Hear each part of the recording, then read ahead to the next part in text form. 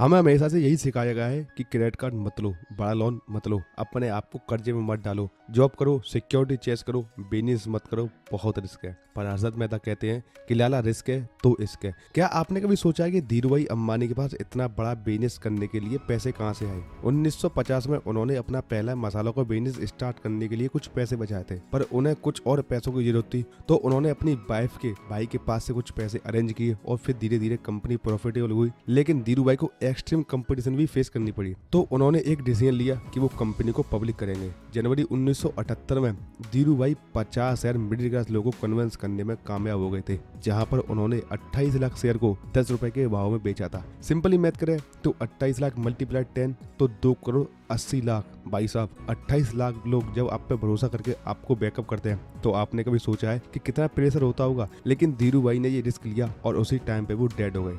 लेकिन उन्होंने 2 करोड़ 80 लाख को 75,000 करोड़ में बदलकर अपनी फैमिली और इंडिया की फैमिली को जबरदस्त सिक्योरिटी और रिटर्न ऑन इन्वेस्टमेंट दिलाया था। अब यहाँ पर सवाल आता है कि कैसे एक बच्चा जो स्कूल ड्रॉप आउट है उसने रिलायंस इंडस्ट्री जैसा बड़ा एम्पायर खड़ा कर दिया।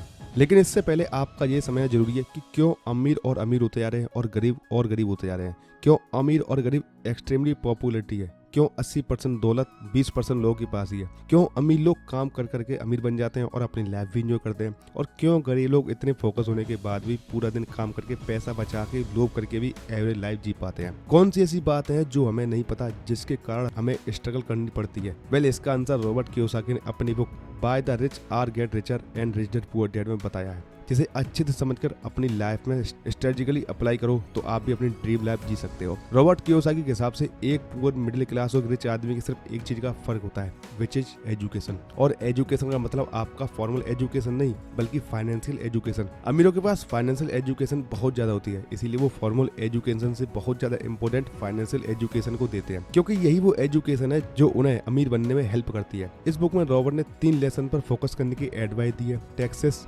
डेट और फैंटम इनकम। चलिए अब इन तीनों को समझते हैं। नंबर 1 है टैक्सेस। अमीर और गरीब के बीच सबसे बड़ा डिफरेंस होता है टैक्स को लेकर। एक अमीर आदमी ज्यादा पैसे कमाने के बाद भी पुअर और मिडिल क्लास लोगों से कम टैक्स बढ़ता है लीगली।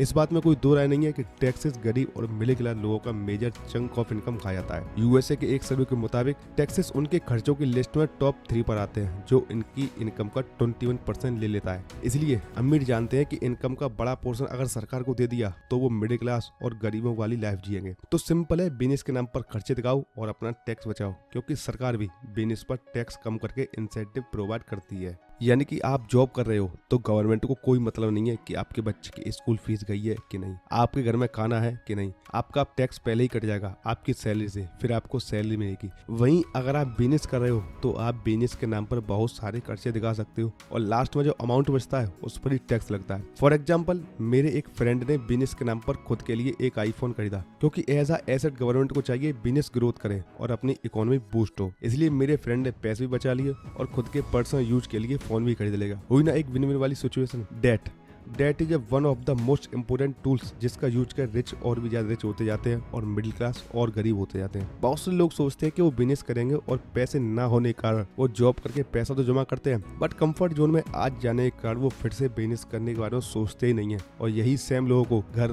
कार, आईफोन जैसी चीज लेने का मन होता है, तब ये लोग या तो लोन ले लेते हैं या क्रेडिट कार्ड से अपने लिए लायबिलिटी खरीद लेते हैं, वही हाई इंटरेस्ट रेट पर। देखा जाए तो फाइनेंस बड़ा ही सिंपल है, जो मेरे पॉकेट में पैसे डाले वो है एसेट और जो मेरे पॉकेट से पैसा निकाले वो है liability. Mukesh Ambani one of the richest man होने के बाद भी जियो के लिए 12,850 करोड़ का लोन क्यों उठाते हैं? बिजनेस के लिए। अब बिजनेस और डेट में क्या रिलेशन है?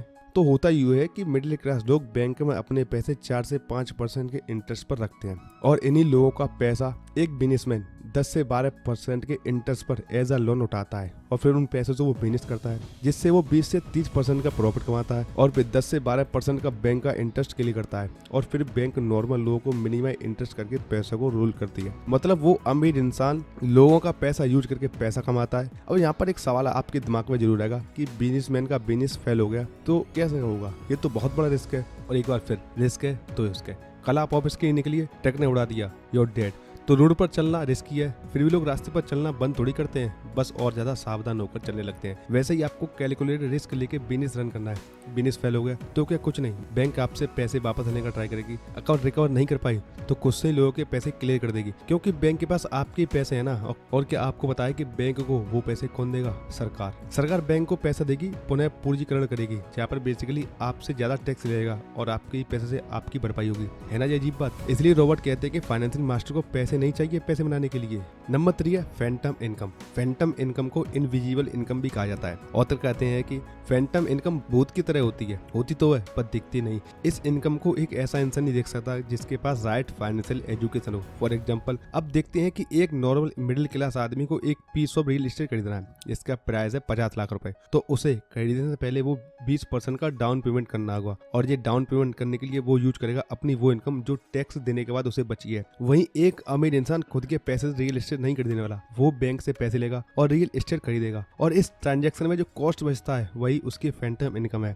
ये वो इनकम है जिसके लिए अमीर इंसान को कोई काम नहीं करना पड़ा। फैंटम इनकम को यूज करने के लिए आपको दूसरों के पैसे के खुद के फायदे के लिए यूज करना पड़ेगा। बड़े से बड़े इन्वेस्टर पैसे मोरो करते हैं प्रॉपर्टी खरीदने के लिए, क्योंकि बोरो करके वो बड़े टैक्स को खत्म कर देते हैं। और यही फैंटम इनकम का यूज करके रॉबर्ट कियोसाकी ने 800 रेंटल प्रॉपर्टी का एम्पायर खड़ा कर दिया है। How many works. अगर फाइनेंशियल लिटरेसी की बात की जाए तो 28 कंट्री में इंडिया का रैंक फाइनेंशियल लिटरेसी की पोजीशन में 23 पर आता है। आरबीआई के मुताबिक इंडिया में 20 लोग ही फाइनेंशियल लिटरेसी हैं। क्यों अनिल अंबानी के बैंक में करोड़ रुपए होने के बाद ही वो बैंकरप्ट हो गए? क्यों माइकल टायसन जिन्होंने अपने करियर में हद से ज्यादा पैसे कमाए और वो कुछ टाइम बाद बैंकरप्ट हो गए? बात पैसे की नहीं है, बात उन्हें ढंग से मैनेज करने की है। चाय सुट्टा बार के ओनर अनुभव दुबे कोई बिजनेस बैकग्राउंड से नहीं आते थे, फिर भी उन्होंने 400 आउटलेट खोले, 150 करोड़ का रेवेन्यू जनरेट किया, वो भी बिना किसी फंडिंग के, only and only boot strapping के बेस पर। और ये कोई रॉकेट साइंस नहीं है, आपको बैटिंग पर ध्यान देना है, इनकम का 20% इन्वेस्ट करना है, हेल्थ के लिए इंश्योरेंस करवाना है, और बुढ़ापे, बच्चों की शादी और एजुकेशन के लिए प्लान करना है। It's not how much make money you make,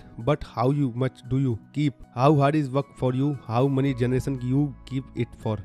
Robert Kiyosaki बोलते हैं आने वाले सालों में बहुत से लोग फाइनेंशियल स्ट्रगल करने वाले हैं, लेकिन इंडिया के लिए बहुत अच्छी अपॉर्चुनिटी आने वाली है। ऑथर बोलते हैं कि वेस्ट बूढ़ा हो रहा है, और यहाँ हम बात कर रहे हैं कनाडा, यूएसए और यूरोप की, क्योंकि उनके एम्प्लॉय की एज काफी ओल्ड हो चुकी है।